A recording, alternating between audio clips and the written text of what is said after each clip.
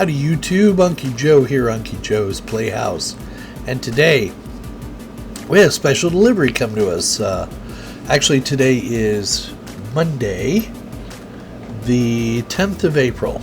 And Thursday, we had something special come to our home. A new member, a new addition to the household. And if I can pull it up here, I'll give you an idea of what it was. There's part of it.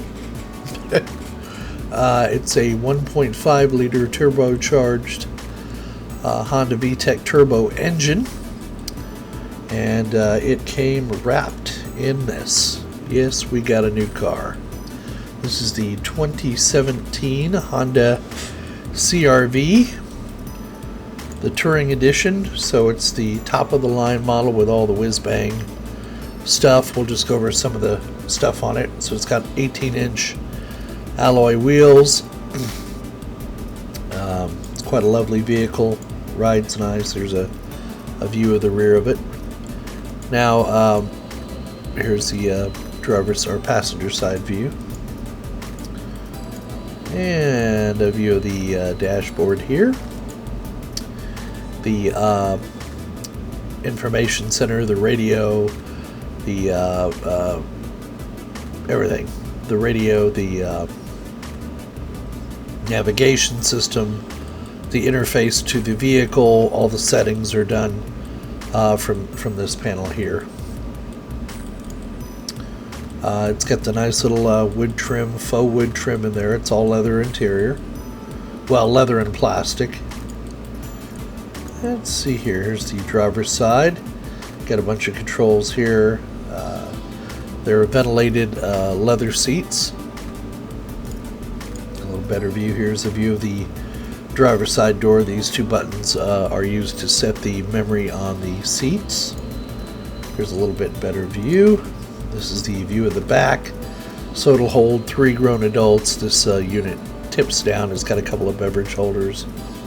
Rear AC units, so your passengers in the back get some cool or warm air blown on them as they need to. And then the back, one of the passenger doors in the rear. And of course the 18-inch alloy wheels. And then a view of the back of the cargo storage area. And of course, these seats both fold down and you get a full cargo area in the back there. And there's another view. There's my spouse checking things out. And some shots of the engine compartment. Okay. So this is that engine I showed you at the beginning. It's the Honda 1.5 liter double overhead cam, fuel injected turbocharged engine, and that engine is teeny tiny. It is looks are deceiving. It barely fills the engine compartment. In fact, this area back here, if you look down and back, you can see straight down to the ground. That's how small it is. We got the all-wheel drive unit in the Touring Edition because the problem we were having with the we had a 2013 CRV, and the reason we went ahead and got the new one, just show you another shot. This is the alternator down here, but you can see all this area down here is empty. And another view, and there's that engine again. So the we had a 2013 CRV, and prior to that we had a 2003 CRV. In fact, that 2003 CRV had 250,000 miles on it when we traded it in for the 2013, and that vehicle is still in use. It's now a taxi cab in Costa Rica. We have a friend who works for an insurance company, so they tracked the VIN number for us, and that's where it ended up, was in Costa Rica. So we had a 2013 CRV, and the reason we went ahead and did the trade is we had 92,000 miles on that 2013. In 4 years, we put 92,000 miles on it because this is my spouse's vehicle, and he drives about 300 miles a week. So it was time to trade it in. Let's get a look at the exterior. Here we go. They have what's called an active shutter grill to give you better gas mileage. So these grills have louvers on them behind them that control. This is actually the radiator right down here. But anyway, they have these active shutters that open and close to improve your fuel economy. You have turn signal indicators here and here. Has a moonroof. Has LED lights. Let's see here. Here's a side view. My spouse fell in love with this ridge right there. That's one of the big styling changes they did between the older model CRVs, is they put this like a ledge right up here, and for some reason my spouse loves it. I actually like it too. I just think it looks really nice. Here's the side view, the 18-inch alloy wheels. View of the back, dual exhaust. Even though it's only a 4-banger, it's got dual exhaust. You know, this is the Touring model. This is the one we got. So let's move on to the interior. So go to the next one. So here is the view of the interior. You've got your phone controls right here. You got volume up and down for your music and your telephone. This is your selector, so that you can, instead of being distracted and looking at this little setup over here, you can do everything on your dashboard display. It's an all-leather interior, and there's some plastic in there too, but it's really well designed. Tons of storage. You got storage here, you got storage here. Let's go to the next slide. This is a view of the steering wheel. So you got your temperature indicator, your fuel indicator, your trip button is over here. It tells you your range left on how much gas you have, your average fuel economy, temperature outside, and then if you press this info button right here, it'll also switch between other displays to show you your traction control and to show you your radio settings and that kind of thing. So you don't have to take your eyes off the display. You keep them right on the screen where it needs to be. And then these buttons down here, like your lane keeping assist, you can turn that on or off. You can turn on or off traction control. You can also open the rear hatch from here. Your parking brake is here. You simply apply the brake and then you lift up on this lever, and it sets a parking brake for you. Now, if you're in line at a drive-through, waiting to get food or whatever, you can keep the car in gear and press the brake hold and take your foot off the brake.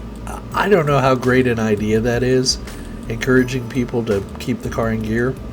I always put it in park when I go to a drive-through, but it has that function and ability. And this is the button you never use on a Honda. This is the Econ button.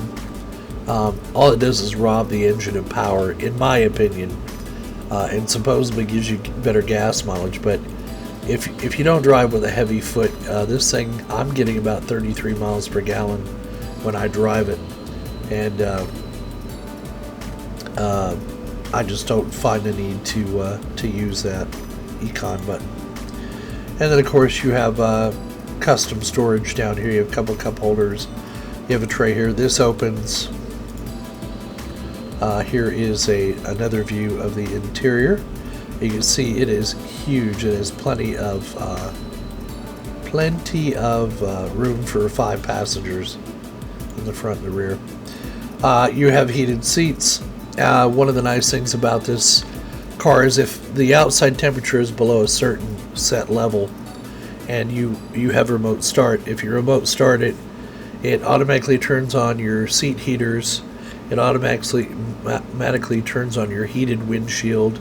It heats up your steering wheel, gets the car ready to go for you automatically. And the seat heat is automatic. It'll shut off after it gets to a certain temperature. Your climate control, so you have individual climate control. You can set the individual temperature for the driver and for the passenger. The power seats on the driver's side, you also have a lumbar support, but on the passenger seat you have power seats as well. So let's go and explore the features. So it has 190 horsepower turbocharged engine. Our other one had a 2.4 liter non-turbocharged engine, and it was a good engine. And we got about 30 miles to the gallon on that one. But this one has all-wheel drive. The reason we went with all-wheel drive is because on our 2003 CRV we had all-wheel drive, and it drove like a dream. On our 2013 we only got two-wheel drive, and we quickly realized we were not happy with two-wheel drive because it gets a little slippery on wet roads with two-wheel drive. And the spouse this time insisted that we get all-wheel drive again because of the sloppiness and the rain here. So that's what we got, four-wheel all-wheel drive with an intelligent control system. It has a power tailgate, has a hands-free tailgate, so you can see you just give a little kick below the tow hitch here, and the back door will open for you automatically. This gives a good view of what happens when you lay down the interior seats and set the level up. That's how much cargo space you have, quite a bit. The technology, for example, let's talk about the headlights on this thing. These are LED headlights, and I was driving the vehicle home in the evening the other night, and these lights are nice and bright. And the beauty is if it detects an oncoming car, it keeps the lights on low beam. But as soon as it detects an oncoming car going past you, it automatically turns on your bright lights and turns them off when it sees another vehicle coming at them. So that is a really, really nice feature in my opinion. You have a multi-angle rear view camera, only works in reverse or in neutral. Your fob, all you have to do is keep this in your pocket. This is actually a valet key right down here, and there's a switch on the back where you can pop it out and give the valet a key so they can park the vehicle. And lock and unlock, you can do remote start, etc. It has a blind spot information system, so if I were to turn on my left turn signal and get ready to do a lane change, if there were a car in my blind spot, it would visually give me a little yellow icon on this windshield, and it would give me an audible alert that there was another vehicle in the lane next to me. We talked about the LED headlights with auto on and off, and we have rain sensing wipers on there as well, so it'll detect when the rain comes. It'll adjust the wipers automatically. Okay, so seeing as this is the Touring Edition, it came with the connected audio as well. So let's go over that. So this is your display panel. You've got your navigation, your phone settings. All of this can be voice controlled. You just touch a button on the steering wheel, and then you can voice activate everything.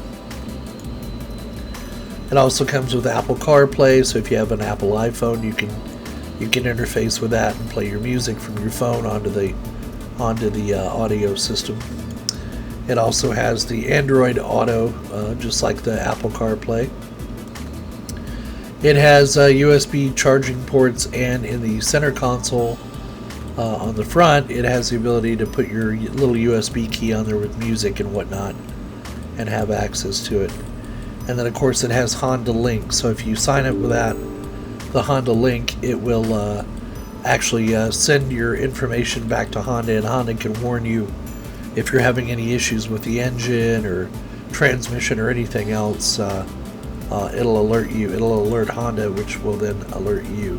And they have 4 really advanced features on here that I just love. They have the lane keeping assistance system, the adaptive cruise control, collision mitigation braking system, and road departure mitigation system. So there are cameras up here right behind the visor, or right behind the rear view mirror, and they're constantly looking forward to the vehicle. And then there's there's supposedly a LiDAR on here as well, and so they're constantly looking forward, looking for vehicles around you, etc. So the lane keeping assistance system, if you turn that on, it'll help you actually steer the car. It reads the markers on either side of the road and keeps the car within those markers. So I discovered this by accident the other day. I was driving on a straight road. It was getting ready to turn, a little bit to the left, and the wheel automatically started turning the car while I had it in my hands. And it's something that if you're not expecting it, kind of shocks the crap out of you when it happens. I know it did me, but I quickly realized that it was trying to help me drive the car. The thing I really love on this thing is the adaptive cruise control. So you set your speed limit, say 65, and then you can change the following distance in that front computer. The dashboard, little pretty interface on the dashboard, and you can tell it 6 car lengths, 4 car lengths, whatever safe distance you feel. I left mine set at the default. So if I'm going 65 and I come up on a car going 55, the cruise control will sense it, keep an equal distance between me and the car in front of me, and even brake. If that person were to stop and turn left or right, the car would actually brake and stop me from running into that car. The collision mitigation braking system. So say you're following someone too close and they stop suddenly, or they're at a yield sign, it'll apply the brake for you automatically to keep you hopefully from hitting that vehicle. It also, if you're backing out of your driveway and there's an oncoming car, it'll audibly warn you and flash a light. If you try to, if you do a lane change, you're going to the right or the left lane, and there's a car there, it'll warn you before you hit it. And then, of course, the road departure mitigation system. So say you're on a long trip and you're getting a little sleepy and you nod off, the steering wheel will vibrate and move to wake you up and let you know, hey, you're veering out of your lane or whatever. So lots and lots of safety features. Now, I'm old school, so this doesn't replace good driving habits, but you can see where it can help you really prevent a lot of accidents from happening. The funny thing is, we went in for an oil change and a tire rotation, and when we were there, my spouse wanted to see the 2017 CRV to see how much, because we really don't keep track of cars and how they change. The only time we actually look at a new vehicle is when we go to the dealership, but we buy them and we drive them and we love them. This is the 3rd CRV we've owned, and the 6th Honda that we've bought in our lives. I had a Honda Accord. My spouse has had a Honda Accord, has had a Honda CRX. That's what he started out with. And then, of course, 3 CRVs since then. And so we went in for an oil change and a tire rotation. And my spouse, while we were waiting, wanted to see the new CRVs. And we got a really bubbly sales lady. She was real nice. And my spouse said, I want to see the top of the line one with all the features, everything on them. And she says, well, I just happen to have a touring version here. And we were looking for a white one because my spouse has never owned a white vehicle. And she said, I have a white one with a black interior. And we're like, oh, man, this is South Texas. We do not want a black leather interior. And then we saw it and fell in love with it. And fortunately, this one has ventilated seats, which our other one, it has leather seats. Our other one had leather seats, but it wasn't ventilated. And it is cold as shit in the winter, even with the seat warmers, until you get them on. And hotter than hell in the summer, so we were putting towels on it. But with the ventilated leather seats, it shouldn't be a problem. We didn't know we had 92,000 miles on the old car. And I said, and I told her, I said, look, I talked to my spouse. I said, do you want to pursue this? Do you want to find out how much it's going to cost, what your payments will be, etc.? And he said, yes. I said, okay. So I asked the lady to go in and do an eval. I told her, here's what we're going to do. We want our old vehicle paid off in full. You give us the full amount we owe on it with the credit union. and then I want a lower interest rate because we were paying 6.4 on that other Honda. I wanted a lower interest rate. I told her the most we'll pay monthly is beep X number of dollars a month, and I want all the bells and whistles on it, everything it comes with, and I want it, and I want it today. And if you can do that deal, then we'll sign the paperwork and do a new car. So about an hour later, after a little bit of dickering, because here's the deal with Honda: you don't go in when you see the sticker price. That's what you're going to pay on a Honda. It's just that's what you're going to pay. The sticker price on this was about $34,000, but with discounts and stuff like this, we had gap insurance on our other vehicle, which we never used, so we had a $1,200 credit coming on that. They gave us, not only did they pay off what we owed on the car, they gave us another $1,200 additional dollars to help soften the blow on the new vehicle, and got the monthly payment exactly where we wanted it. So we bought it, or my spouse bought it, because this is my spouse's car. I just get the pleasure of driving and riding in it. So that's how it happened. Now then, my personal feelings about this car. So today's Monday. We've had it Thursday, Friday, Saturday, Sunday, Monday. We've had it 5 days now, and I love this car. I really do. I love this car. It's easy to get in and out of. The automatic, all the automatic stuff on it, the whiz-bang stuff, works really well. The thing I like about Honda is they don't jump on the bandwagon immediately. Like, with the lane keeping and the automatic cruise control, they wait until other people work the bugs out of it, and then they incorporate it into their vehicles.